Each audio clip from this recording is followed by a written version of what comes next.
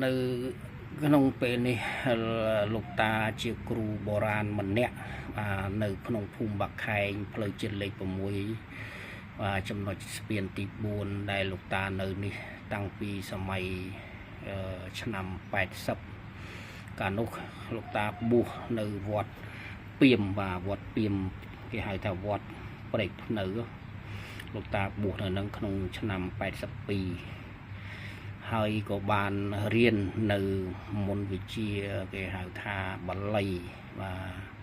បាលីពីដើមដែលលោកតារៀនពីឪលោកតានិងจิตតារបស់លោកតានេះដែលបានបួសជាសង្ឃដូចគ្នាកាលនោះ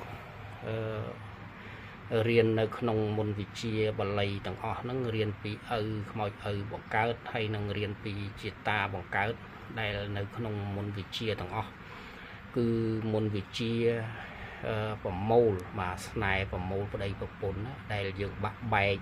ទាស់តែងលែងគ្នាអីចឹងទៅរត់ចោលគ្នាហ្នឹងយើងចង់ឲ្យជួបជុំគ្នាវិញចឹងលោកតាប្រមូលឲ្យជួបជុំគ្នាវិញបាននៅក្នុងរយៈពេលខ្លីតែមិនកំណត់ថ្ងៃទេណាហ្នឹងហើយមនុស្សគ្រប់រូបទាំងអស់ដែលគេតែងមកប្រមូលហ្នឹងគឺបានមានខ្លះបានឆាប់ជួបគ្នាអ្នកខ្លះយើងយឺតបន្តិចតែអត់យឺតច្រើនថ្ងៃពេកទេហើយក៏លោកតាមិនអាចកំណត់ពេលវេលាប្រាប់អ្នកទាំងអស់គ្នាបានដែរព្រោះគ្រូបុរាណសំខាន់នៅតំណមគ្រូនេះខ្លាំងតំណមគ្រូនេះខ្លាំងហើយថ្ងៃនេះថ្ងៃសិលដែលខ្ញុំបកណារៀបចំគ្រឿងសណ្ដាប់រៀបថ្វាយគ្រូនេះហើយគ្រឿងសក្ការៈហ្នឹងគឺមានតែបច្ឆាមនិងស្លាធរហ្នឹងសធរដូងដែលយើងដោតស្លឹកមលូច្រោះមកគូហ្នឹងបុរាណយើងមានតែប៉ុណ្្នឹងទេហើយនឹងដាក់នៅបំពង់ទឹក2នោះហឹងរបស់លោកតាហឹងរបស់លោកតានេះលោកតាថតជាវីដេអូខ្លីដើម្បីបង្ហាញបងប្អូនកូនចៅស្រីប្រុសទាំងអស់ចាស់ក្មេងទាំងអស់ឲ្យបានដឹងខ្លះមួយចំនួនមិនអួតអាងអីទេពួកគ្រូមិនជាអួតអាងទេតែគ្រាន់តែថតឲ្យមើលបន្តិចបន្តួចហ្នឹងទៅហើយត្រូវចេះដឹងខ្លះកុំឲ្យថាគ្រូបុរាណអាម៉េចទៅគ្រូសម័យអាម៉េចទៅនឹងគ្រូបុរាណមានតែប៉ុណ្្នឹងទេហ្នឹងហើយបងប្អូនមានតែប៉ុណ្្នឹងអត់មានអីច្រើនទេហ្នឹងហើយលោកតាចេះនៅមន្តវិជ្ជាគេហៅថាធ្វើខ្សែប្រមូលប្តីប្រពន្ធឲ្យជួបជុំធ្វើខ្សែរ៉ូស៊ីផ្សេងបន្ទន់ចិត្តអាណិតស្រឡាញ់ហើយនឹងធ្វើខ្សែការពារក្របម៉ាសេវគូយន់ដាក់ផ្ទះការពារអំពើអំព័ន្ធស្រោចទឹកមើលជំងឺដោះអំពើហ្នឹងហើយ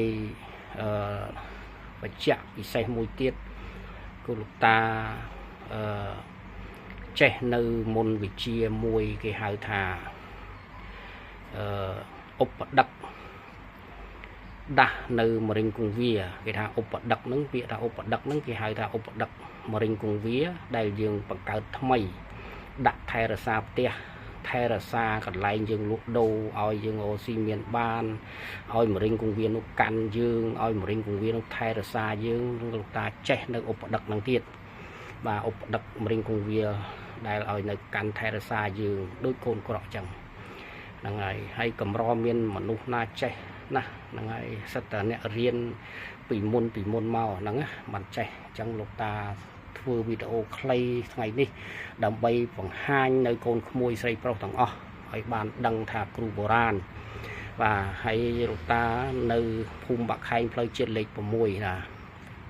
ចំណុចស្ពានទី4ហើយលេខទូរស័ព្ទមាន2ខ្សែនេះសូមតាក់ទងមកលោកតាតាមលេខនឹងមកហើយមួយយ៉ាងវិញទៀតអ្នកដែលប្រមូលប្រម៉ែប្តីប្រពន្ធបាក់បែកដែលឲ្យចង់ឲ្យជួបជុំហ្នឹងគឺរយៈពេលខ្លីមិនយូរទេណាហ្នឹងហើយតែអត់ប្រាប់ថ្ងៃឲ្យដឹងទេហើយជាកំណល់នោះមិនមែនជាច្រើនទេណាមិនច្រើនខ្លាំងទេមកល្មមហ្នឹងហើយអញ្ចឹងលោកតាធ្វើនេះដើម្បីឲ្យកូនក្មួយទាំងអស់បានជ្រាបបានដឹងហើយសូមឲ្យកូនក្មួយទាំងអស់ហ្នឹងបានបើកមើលជួយ like ជួយ share ជួយ ឲ្យមេដៃអីផងព្រោះគ្រូបុរាណវាបាត់បង់ច្រើននៅសម័យប៉ុលពតដែលសង្គ្រាមសម័យប៉ុលពតហ្នឹងគេសម្លាប់ចោលអស់ហើយប៉ុលពតអីហ្នឹងណាអ្នកខ្លាំងហើយចេះបន្តមកមួយហ្នឹងហើយអញ្ចឹងជួយគេថាគ្រូខ្មែរសឹងបាត់បង់អស់ហើយអញ្ចឹងហើយជួយគ្រប់គ្រងហ្នឹងហើយជួយគ្រប់គ្រងដើម្បីឲ្យខ្មែរយើងនឹងមានពួកខ្មែរយើងពីដើមកាលពីសម័យកាលសម័យព្រះហ្នឹងគឺមានឫទ្ធិបារមីខ្លាំងណាស់ពីសម័យដើមហ្នឹងហើយនេះជាកន្លែងលោកតាខាប់អន្តងធ្វើស្នេហ៍ប្រមូលប្រិយពុនឲ្យជួបជុំដែលមានស្រីនិងប្រុសហ្នឹងហើយមានជាកមួនមានជាខ្សែកថាហ្នឹងសត្វតខាប់អន្តងចងពលឹងទាំងអស់គឺចងតនេកជាកមួនទាំងអស់នេះហ្នឹងហើយនេះជារូបបាទជារូបនេះគេហៅថារូបស្នងខ្លួនរូបកូនក្រក់នឹងឯងសម្រាប់ដែលយើងស្នងខ្លួនបាទខាបឲ្យជួបជុំធ្វើឲ្យត្រូវគ្នាឆាប់ជួប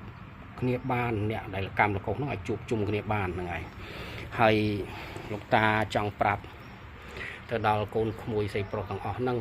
ឲ្យជួយគ្រប់គ្រងទាំងអស់គ្រូខ្មែរយើងពីដើមសបោតែឥឡូវអត់សូវមានទេគ្រូពីដើមហ្នឹងសបោមែនតែសម័យប៉ុលពតនេះបាត់អស់សឹងនឹងច្រើនហើយហ្នឹងហើយសូមបញ្ជាក់ថាអ្នកដែលបែកបាក់ប្តីប្រពន្ធមិនថាអ្នកដែលមានសង្សារគូស្នេហាថ្មីអីបែកបាក់អីហ្នឹងសូមអញ្ជើញមករកលោកតាប្រមូលឲ្យជួបជុំបានតែអត់អួតខ្លួនឯងជាអ្នកអតិទេពអីទេហើយក៏មិនអាចកំណត់ពេលវេលាទេណាហ្នឹងហើយនឹងអាចជួបជុំវិញបានហ្នឹងហើយអញ្ចឹងទេសូមកូនក្មួយស្រីប្រុសទាំងអស់មក